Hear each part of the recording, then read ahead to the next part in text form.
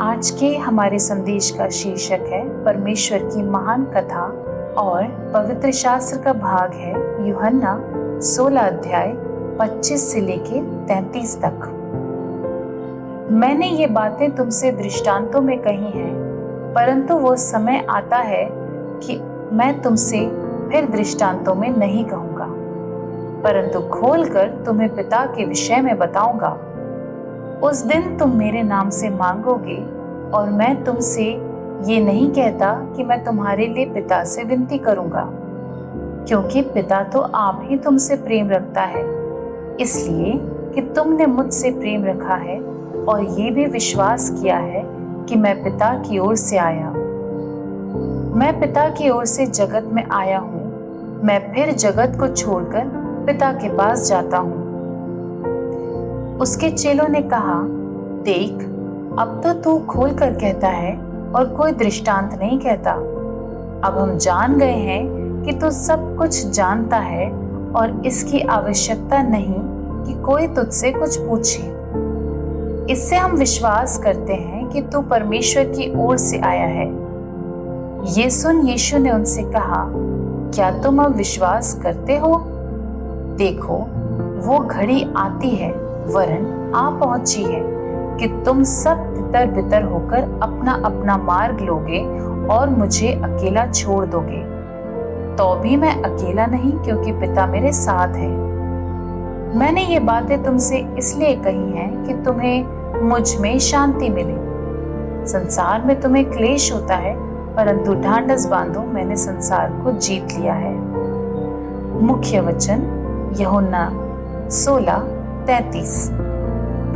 मैंने ये बातें तुमसे इसलिए कही हैं कि तुम्हें मुझ में शांति मिले। संसार में तुम्हें क्लेश होता है, परंतु ढांढस बांधो, मैंने संसार को जीत लिया है।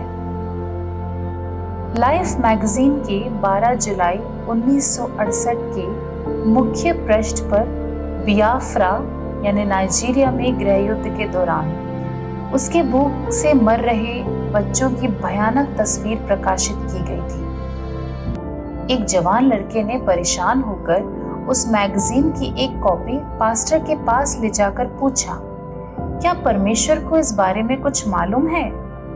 उस पास्टर ने उत्तर दिया, मैं जानता हूं कि तुम इस बात को नहीं समझ सकते, परंतु हाँ, परमेश्वर को इसके बारे में मालूम है।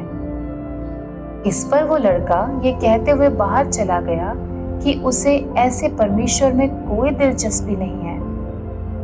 ऐसे प्रश्न केवल बच्चों को ही नहीं, बल्कि हम सभी को परेशान करते हैं। परमेश्वर के रहस्यमय ज्ञान की पुष्टि के साथ साथ मैं इस बात की आशा करता हूँ कि काश उस लड़के ने उस महान गाथा के बारे में सुना होता जिसे परमेश्वर ने लिखना जारी रखा है, यहाँ तक कि बियाफ्रा जैसे स्थानों में भी। यीशु ने अपने उन अनुयायियों के लिए एक कहानी को प्रकट किया जिन्होंने ये मान लिया था कि कठिनाई से वो उनकी रक्षा करेगा। इसके बजाय मसीह ने उनसे कहा कि इस संसार में तुम्हें क्लेश होता है। हालांकि यीशु ने जिस बात की पेशकश की वो उसकी ये प्रतिज्ञा थी कि ये बुराइयां अंत नहीं है। वास्तव में उसने पहले ही से संसार को जीत लिया है और परमेश्वर के अंतिम अध्याय में हर एक अन्याय को मिटा दिया जाएगा। हर एक दुख ठीक हो जाएगा। उत्पत्ति से लेकर प्रकाशित वाक्य तक की पुस्तकें हर अकल्पनीय बुराई को नष्ट करने, हर गलत बात को सही करने की परमेश्वर की कहानी को याद दिलाती है। ये कहानी उस प्रेम करने वाले व्यक्ति को प्रस्तुत करती है जिसकी हम में अविवादित रुचि है। यीशु ने अपने चेलों से कहा कि मैंने ये बातें तुमसे इसलिए कही हैं कि तुम्हें मुझ में शांति मिले। आज हम उसकी शांति और उपस्थिति में विश्राम करें। त्रिएक को समझने में कौन से प्रतीक आपकी सहायता करते हैं? परमेश्वर एक ही है, इस बात को मानना क्यों आवश्यक है? हे पिता, मैं पिता, पुत्र और आत्मा को एक ही परमेश्वर मानकर सब लोगों से प्रेम और उद्धार देने के लिए एक साथ कार्य करने के निमित्त आपकी आराधना करता हूँ। आमीन।